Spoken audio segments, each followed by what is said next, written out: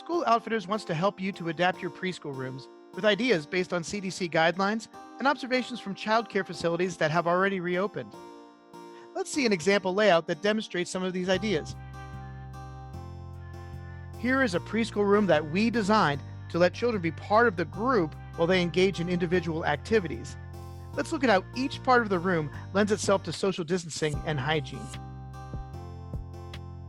In many preschools, the circle time rug serves as the central hub of the room. Here are some ideas for furnishing these circle time areas to preserve group participation while adapting for social distancing. First, consider how to use rugs and seating pads to space out your students. If you have seating rugs, you can assign children to specific spots, or you can make a game out of this for your students. The teacher can do something like pick color swatches or balls out of a bin to find out who goes to what spots for circle time. When children wait to enter circle time, this also regulates the traffic flow to keep good social distancing during group time. Think about using antimicrobial rugs that slow the growth of germs on the surface. Antimicrobial or washable rugs can be a great help for your cleaning efforts. You can also encourage children to wear masks during circle time, especially if they start the day with stretches, yoga, or anything that increases their breathing rates. You could further reduce the chance of exchanging respiratory particles if students face in the same direction. Lastly, consider your storage options to keep children from reaching into the same containers. Individual bins let children access their items and return used items to these personal containers. Individual activity stations are the spokes that stem from the circle time hub. Let's consider how to use furnishings in these areas to promote social distancing and hygiene. Let's start with tabletop areas. Think about how to arrange tables to encourage your children to maintain good social distancing during activities. One chair at each table sets an expectation for distancing. It would be ideal to allow only one child during a rotation at any one station, but if there are more, consider arranging seats so children don't face each other. In this case, also consider having children wear masks for ages 3 and up. For tables, chairs, and all other furnishings, smooth, non-porous materials like laminates, plastics, or UV-treated wood wipe up easily. In your sensory STEM and art areas, think about furnishings that let children work with individual kits and sets rather than shared items. Consider furnishings like building block tables or light tables.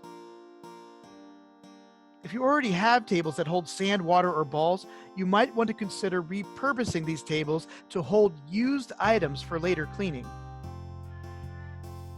In your reading areas, vinyl padded chairs and cushions offer comfortable seating with surfaces that wipe down easily.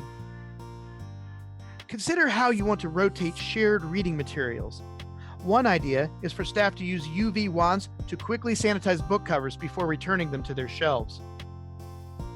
In your dress-up or pretend play areas, consider how to separate and clean materials after each individual use. One simple idea is to have children place dress-ups, plastic food, and other items into a container immediately after they play with them. Consider having sanitation carts ready to hold wipes and other cleaning supplies for these high-touch communal areas. Consider how to use different kinds of storage for your social distancing and hygiene needs.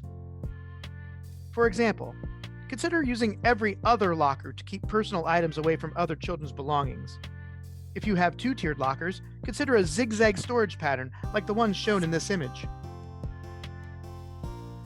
You can use cubbies to separate individual items that teachers can give to each child. And bins allow more efficient access and cleanup of those items. You can use mobile storage units to let teachers bring items directly to your children.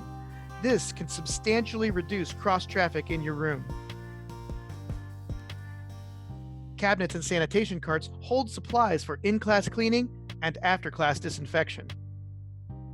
Preschool rooms serve many different functions where health and safety must be considered. For example, when eating, consider keeping children in consistent eating groups to reduce the chances of spreading germs across the entire class. Also, consider eating outside to vastly increase air circulation. Think about how you want to space children. If you have long tables, consider zigzag arrangements where children sit at every other chair. You might also consider using acrylic dividers to contain particles as children eat. Think about policies and procedures for your staff, including consistent hand washing and glove use from meal prep to delivery to cleanup. After eating, consider cleanup procedures for your children and for their eating surfaces.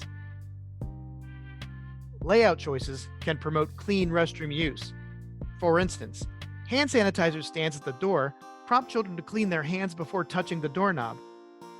Also, consider placing cabinets or sanitizer carts next to the restroom to quickly replenish supplies for toileting and cleanup. You might also want to think about how to store plungers and other equipment to remove temptations for children to touch. Restroom procedures and supplies also promote clean restroom use. For example, paper towels can be individually used and discarded in open or reliable foot-operated waste receptacles. Lastly, consider policies for cleaning the restroom between uses, including consistent use of gloves and wiping down common touch points.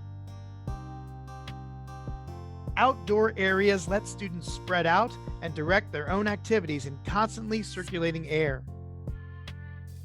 Moving traditional indoor activities outside could help with rotating groups in and out of the preschool room. You would want to consider how to maintain separate toys and equipment for outdoor use. Mobile bins and toy containers can help with some of this. Also, think about group games that can maintain separation, like Simon Says or Red Light, Green Light.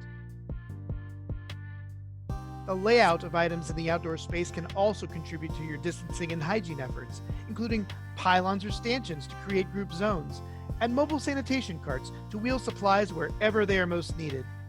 Removing or tarping off communal equipment like sandboxes could also help to reduce contact with germs. Lastly, consider policies for sanitizing hands and cleaning items after each outdoor session. Now, let's look a little more closely at the specific furniture and equipment that can help with your health and safety needs. Storage can reduce cross-contamination by keeping items separate. Cubbies let you organize items for each child. Bins let you efficiently access and distribute items in the cubbies. They also serve as convenient storage for used items for later cleaning. Lockers keep personal belongings separate from other students' items. Cabinets let you keep cleaners and other supplies out of reach until staff need to access them. Products for circle time can help with your social distancing efforts. Seating rugs let staff assign children to specified areas that the children can clearly find. Washable rugs can be readily spot cleaned, and antimicrobial rugs are treated to halt the growth of germs on the carpeted surface. Seating cushions give children more ownership of their space with vinyl-covered pads that wipe down easily. Table and seating choices can promote safety during distance activities. Individual tables promote good spacing as children spread out their items. Smooth surfaces like laminates, plastics, and UV-treated wood wipe up easily. Handles and other mobility features let teachers easily arrange areas to promote distancing. Lightweight objects can be easily tilted and rotated for thorough cleaning. Activity area choices encourage individual exploration. Children can individually explore and create on smooth top tables for sensory, STEM, and art activities. Underneath storage provides materials that keep children engaged while they stay in their areas. Teachers can arrange vinyl seating to support distancing efforts. Smooth surfaces wipe up easily. Teachers can prepare individual kits, or they can make an activity out of letting children choose their own items. Personal protective equipment form the front line of defense for disease prevention. Masks defend the nose and the mouth while protecting others from respiratory particles. Face shields offer another layer of protection over the entire face while allowing for good airflow. Goggles protect the eyes when staff disinfect after children leave. Gloves need to be frequently changed so germs from touch points don't make it to portals of entry in the first place. Infrared temperature devices monitor health without the need to expose the mouth and the nose. Sanitizing equipment and supplies must be readily available, and access needs to be regulated. Mobile sanitation carts can be wheeled wherever they are needed. Staff should access items and help children with hand sanitizer to make sure they use it properly. Portable sinks let people wash hands in activity areas without resorting to restroom sinks or sinks that are used to prepare meals. UV wands let staff sanitize items using the same shortwave radiation that hospitals have used for years to eliminate microorganisms from surfaces. We hope this video helps you as you consider how to adapt your preschool rooms. If you want to talk through any ideas you have, please contact one of our consultants. We're happy to help. Thanks for watching.